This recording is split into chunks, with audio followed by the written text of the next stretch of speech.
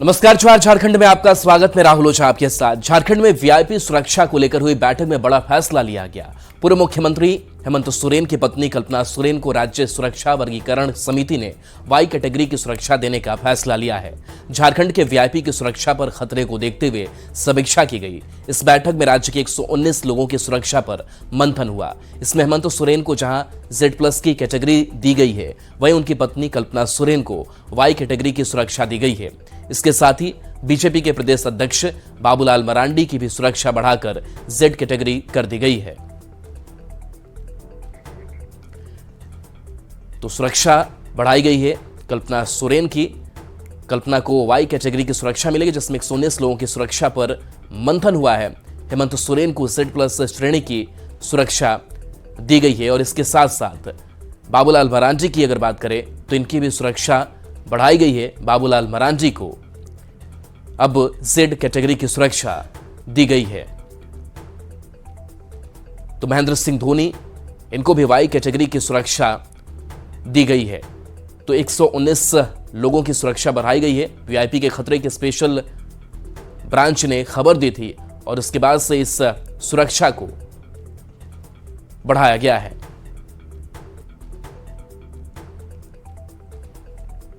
तो वीआईपी पर थ्रेट को देखते हुए बड़ा फैसला लिया गया है और कई इसमें वीआईपी जिनकी सुरक्षा बढ़ाई गई है, 119 लोग इसमें शामिल हैं जिनकी सुरक्षा बढ़ाई गई है।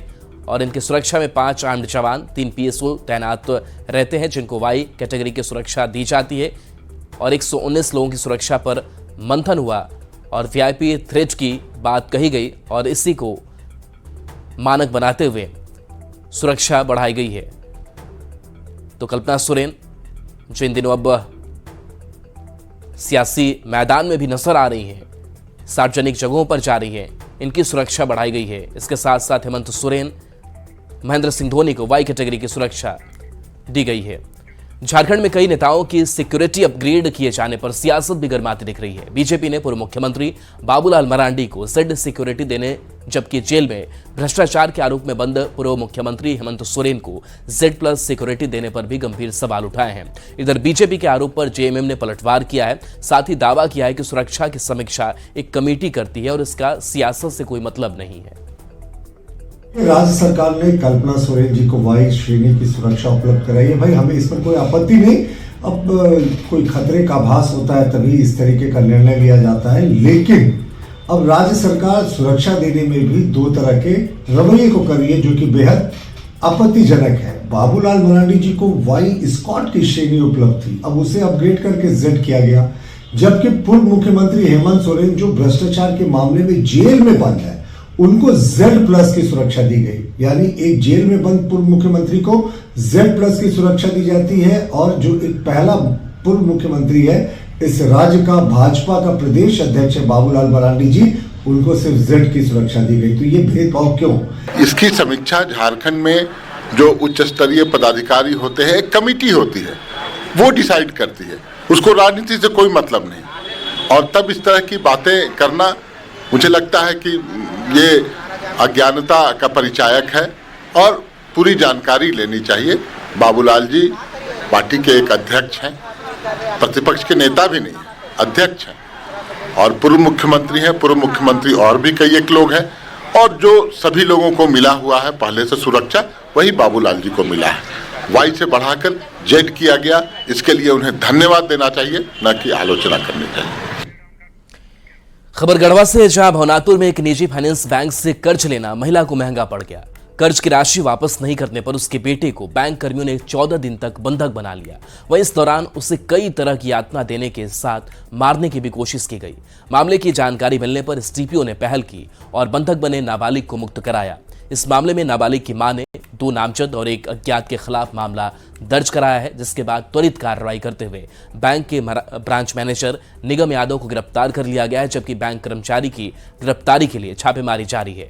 श्री बंशीधर नगर के हिन्हो मोड़ के पास संचालित सिटिंग माइक्रो फाइनेंस बैंक की घटना है। वहीं ये भी आरोप लग रहे हैं कि बैंक कर्मियों ने पैसे जमा नहीं करने पर आंख और किडनी भी बेच देने की धमकी दी थी। गए थे, हमारी मम्मी पैसा ली थी ना, डलवा दी खाता में ना, बीमार थे तो हमको आए और ये तस्वीर आपको दिखा रहे हैं जहां पर गृह मंत्री अमित शाह का आगमन हुआ है। सीधी तस्वीर आपको हम दिखा रहे हैं। आज पटना के पालीगंज में जनसभा को संबोधित करेंगे गृह मंत्री अमित शाह और उसके पहले अनावरण भी किया जाना है। तो ये तस्वीर हम आपको दिखा रहे हैं जहां पर गृह मंत्री अमित शाह का आगमन हुआ है और ये तस्वीर आपको दिखा रहे हैं लोकसभा चुनाव के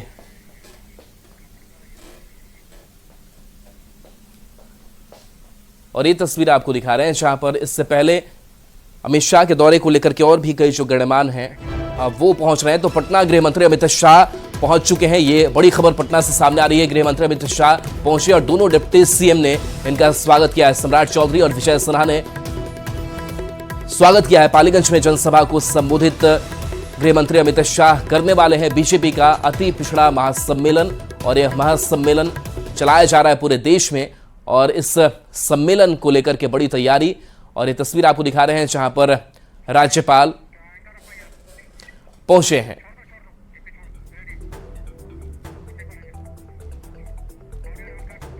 और आइए लौटते हैं झारखंड की खबरों पर। राजधानी रांची में अगलगी की वजह से एक बड़ा हादसा देखने को मिला। हादसे में एक बुजुर्ग की मौत हो गई जबकि उनकी बहन बुरी तरह झुलस गई। आग किन वजहों से लगी फिलहाल इसका खुलासा नहीं हो पाया है। रांची में सीरम टोली के पर्ल अपार्टमेंट की यह घटना है जहां दूसरी मंजिल पर आज सुबह भीषण आग लगी थी। गंभीर रूप से झुलसी बहन का इलाज जारी है। ग्राउंड जीरो से अधिक जानकारी दे रहे हैं रांची संवाददाता ओम प्रकाश। राजधानी रांची में एक आज भयावह हादसा देखने को मिला है। राजधानी रांची के पर्ल अपार्टमेंट में एक अगलगी की भयावह घटना हुई जिस अगलगी में एक बुजुर्ग की मौत हो गई तो जबकि एक जो बुजुर्ग महिला थी उनके साथ उनकी बहन वो भी इस अगलगी में बुरी तरह से झुलस गई है। मौके पर स्थानीय लोगों को जब इसकी जानकारी मिली, जब धुएं का गुबार जो है वो घर से बाहर निकलने लगा, तब स्थानीय लोगों ने इसकी सूचना जो है वो फायर ब्रिगेड को दी, जिसके बाद मौके पर फायर ब्रिगेड के कर्मी भी पहुंचे और फिर आग की लपटों पर काबू पाया। लेकिन तब तक ये हादसा जो था वो काफी भयावह रूप ले चुका था और इस अगलगी की घटना में बुजुर्ग और उसकी बहन बुरी तरह झुलस गए, जिसके बाद मौके से जब बुजुर्ग को बाहर निकाला गया तो उनकी मौत हो चुकी थी जबकि उनकी बहन जो है वो बुरी तरह से आग में झुलसी हुई थी, जिन्हें अस्पताल पहुंचाया गया। फिलहाल उनका इलाज जो है इस वक्त चल रहा है। लेकिन देख सकते हैं जो ये आग की तस्वीरें हैं वो अपने आप में इस कहानी को बयां कर रही हैं कि आग कितना भयावह था और जिस तरह से ये आगलगी की घटना हुई उसने कभी कभी तमाम लोगों को पूरी तरह से हिला के रख दिया है। पूरे इलाके के लोग जो हैं, जो खासतौर से इस अपार्टमेंट में रहते हैं, वो पूरी तरह से दहशत में हैं। कई लोगों ने अपने घरों पर ताले जड़ दिए हैं और यहाँ से निकल चुके हैं। तो कहा जा सकता है कि बुरी तरह से ये जो आग की घटना थी उससे आसपास में भी लोग सकते में हैं।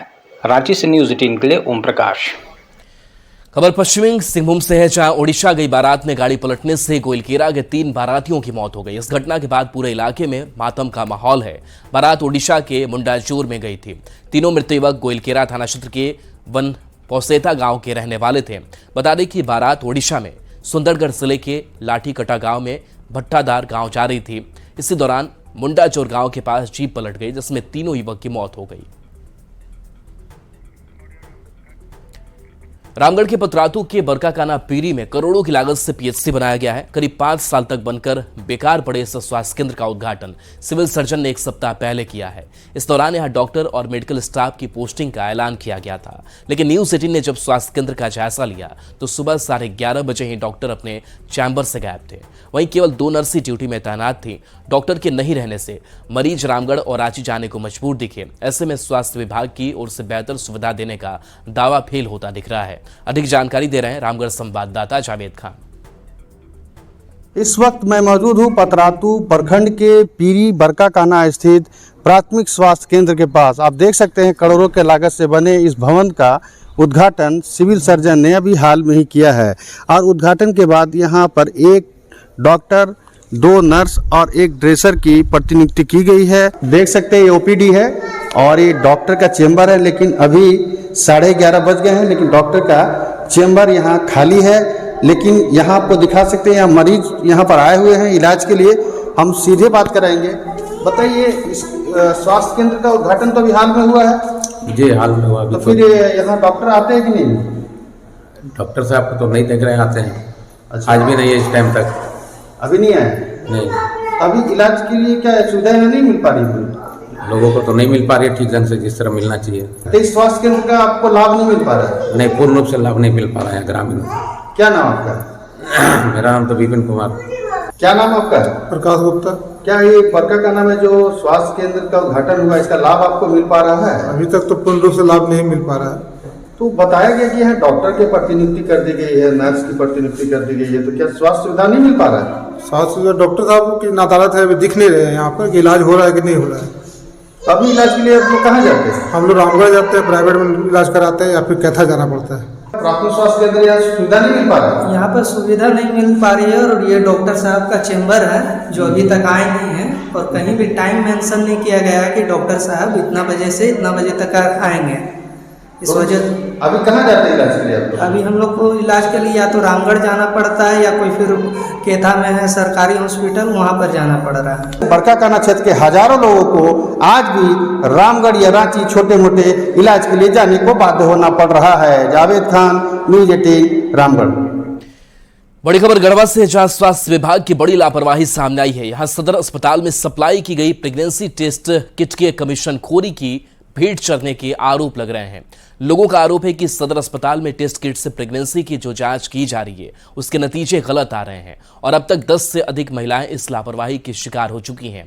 बताया जा रहा है कि एक महिला महीने में 4 बार प्रेगनेंसी जांच कराने पहुंची, जिसमें हर बार उसे निगेटिव बताया गया, लेकिन जब उसने बाहर जांच कराई तो उसे 4 महीने की गर्भवती होने का पता चला। वहीं हीमोग्लोबिन की जांच में भी गड़बड़ी की बात सामने आई है। इस खुलासे के बाद लोगों में नाराजगी दिख रही है। वहीं लैब टेक्नीशियन ने वरीय अधिकारियों को जानकारी देने के बाद दूसरे किट के जरिए जांच शुरू कर दी है। किट के बारे में हमारे सहयोगी टेक्नीशियन लोग बताए कि किट का रिजल्ट गड़बड़ आ रहा है, कुछ का सही कुछ का गड़बड़ आ रहा है। तो हमने भी देखा तो अपने उच्च पदाधिकारी सर को भी दिखाए और वो किट लेकर अपने से भी देखे तो बोले कि अभी रोक दिया जाए, नया किट आया है उसी से जांच पहले से हो रहा है। कितना लोगों का जांच गलत हुआ था उस समय? उस समय 2-4 हो के आया था। तो सही हो गया? हाँ, बात सही हो गया सर। अब देखिए, ऐसी तस्वीर घटना सामने आने के बाद से कई सवाल भी है। न्यूज़ 18 पूछता है कि सदर अस्पताल में क्यों खराब किट की सप्लाई हुई। सवाल ये भी है कि गलत नतीजों से मरीजों की परेशानी बढ़ गई है और इसका जिम्मेदार आखिर कौन होगा। सवाल ये भी कि फॉल्टी किट सप्लायर पर कार्रवाई कब होगी। और रांची से बड़ी खबर है, जहां अमीषा पटेल चेक बाउंस मामले में अमीषा पटेल ने पैसा लौटाने पर सहमति अपनी दे दी है। शिकायतकर्ता को 20 लाख रुपए का चेक सौंप दिया है। 2 करोड़ 64 लाख रुपए लौटाने हैं। कुल 5 किस्त में ये रकम लौटाई जानी है। जुलाई 2024 तक पेमेंट को क्लियर करना है और ऐसे में एक पेमेंट अमीषा पटेल ने किया है। जो खबर सामने आ रही है कि अमीषा पटेल ने पैसा लौटाने पर सहमति दी और उसके बाद से शिकायतकर्ता को अभी 20 लाख रुपए का चेक सौंपा गया है। 2 करोड़ 64 लाख रुपए लौटाने हैं, जो कुल 5 किस्त में ये रकम लौटाई जानी है।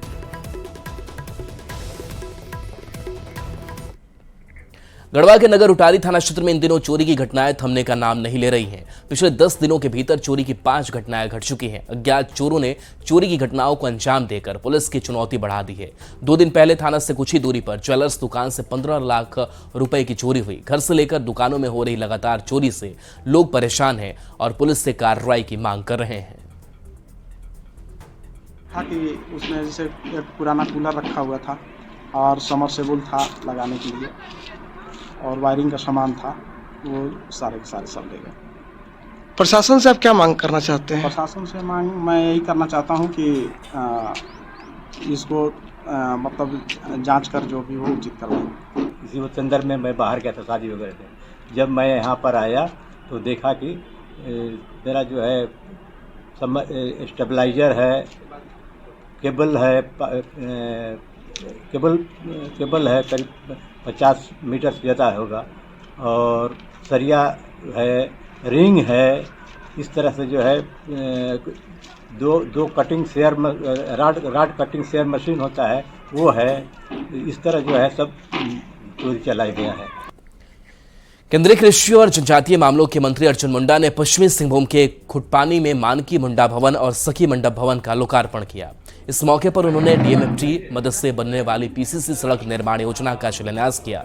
इस मौके पर खरसावा के विधायक दशरथ गागराई भी मौजूद थे। इस मौके पर केंद्रीय मंत्री अर्जुन मुंडा ने इस भवन में मानकी मुंडाओं के लिए ऐसी व्यवस्था विकसित करने का दावा किया जिससे वे यहां से वीडियो कॉन्फ्रेंसिंग के माध्यम से सीधे राष्ट्रपति और प्रधानमंत्री से भी बात कर पाएंगे। उसी ढंग से गुजरात में है, तब अंशी बैठेंगे, स्क्रीन में देखेंगे कि देश के राष्ट्रपति सीधे उनके साथ में बातचीत कर रहे हैं। देश के तमाम, हम चाहेंगे हम भी बात कर सकते हैं, प्रधानमंत्री चाहेंगे प्रधानमंत्री भी बात कर, यानी हमारा जो परंपरागत व्यवस्था है, हमारी जो संस्कृति है, हमारा जो जीवन पद्धति है, जिसके कारण हमारा आदिकाल से परिचय है, वो बना रहना चाहिए। बात सही है कि नहीं है? ये चीजें अब देश भर में कैसे खड़ा हो, उसके लिए काम हम लोग कर रहे हैं। 12 मार्च को पीएम मोदी रांची बनारस वंदे भारत एक्सप्रेस का शुभारंभ करने जा रहे हैं। रांची से बनारस तक जाने वाली इस ट्रेन की 8 बोगी चेन्नई से रांची पहुंची है। न्यूज 18 पर आप सबसे पहले इस ट्रेन का फर्स्ट लुक देख सकते हैं। दूसरे वंदे भारत की तुलना में इसका रंग अलग है। केसरिया रंग वाली यह वंदे भारत एक्सप्रेस रांची, मोरी, बोकारो, गया होते हुए बनारस पहुंचेगी। हटिया यार्ड से वंदे भारत के फर्स्ट लुक को और खूबियों को लोग पसंद कर रहे हैं। पूरी जानकारी दे रहे हैं संवाददाता संजय कुमार सिन्हा। 12 मार्च को पीएम मोदी रांची बनारस वंदे भारत की सौगात देने वाले हैं और हम इस समय मौजूद है राजधानी रांची के हटिया स्टेशन में, जहां वंदे भारत यानी राजधानी रांची और बनारस को जोड़ने वाली वंदे भारत की 8 बोगी की रेक चेन्नई से पहुंच चुकी है। और सबसे पहले न्यूज 18 पर आप देख सकते हैं कि यही ट्रेन आपको रांची से बनारस का सफर पूरा करेगी और बनारस जो काशी विश्वनाथ की नगरी है और पीएम मोदी के संसदीय क्षेत्र को ये ट्रेन सीधे राजधानी रांची से जोड़ेगी। दूसरे वंदे भारत की तरह ही इस ट्रेन को आप देख सकते हैं कि इसमें भी एक एग्जीक्यूटिव क्लास है, जो भी हम आपको दिखला रहे हैं। एग्जीक्यूटिव क्लास में दोनों ओर 2-2 सीट हैं। इसके अलावा 7 जो हैं वो आपको चेयर कार वाली सीटें हैं। मतलब कि तमाम जो खूबियां हैं दूसरे वंदे भारत की तरह, बस रंग में अंतर है कि जो दूसरे रंग है दूसरा वंदे भारत का वो सफेद और नीला होता है, लेकिन इसका रंग केसरिया है। लेकिन खूबियों के मामले में तमाम चीजें जो है वही सेम है। और बता दें कि ये वंदे भारत, अगर आप रांची से बनारस के बीच कोई अभी तक सीधी ट्रेन सेवा नहीं थी, और ऐसी स्थिति में जब वंदे भारत जो है जो दूसरे अलग अलग रूटों से कोई यात्री बनारस जाता था तो समझ आइए कि उन्हें समय लगते थे तकरीबन 11 घंटे, लेकिन ये ट्रेन आपको 7 घंटे 50 मिनट में रांची से बनारस पहुंचाएगी। और जो जानकारी मिल रही है कि रांची से यह ट्रेन सुबह 5:10 में खुलेगी और 1 बजे बनारस पहुंचेगी, और बनारस से यह ट्रेन शाम 4:05 में खुलेगी और रात 11:55 पर यह ट्रेन रांची पहुंचेगी। मतलब कि काशी विश्वनाथ का दर्शन करना हो तो आप एक दिन में ही रांची से सुबह निकल सकते हैं, बाबा का दर्शन बनारस में कर सकते हैं, जलार्पण कर सीधे रात में रांची लौट सकते हैं। यह ट्रेन का रूट जो होगा वो रांची, मूरी, बोकारो सीधे होते हुए, गया होते हुए ये सीधे बनारस जाएगी। ऐसे में सभी को इंतजार है तो बेसब्री से 12 मार्च का। कैमरामैन पहाकर के साथ संजय कुमार सिन्हा, न्यूज 18 रांची। और चलिए न्यूज 18 बिहार झारखंड पर खबरें आपके लिए लगातार जारी हैं।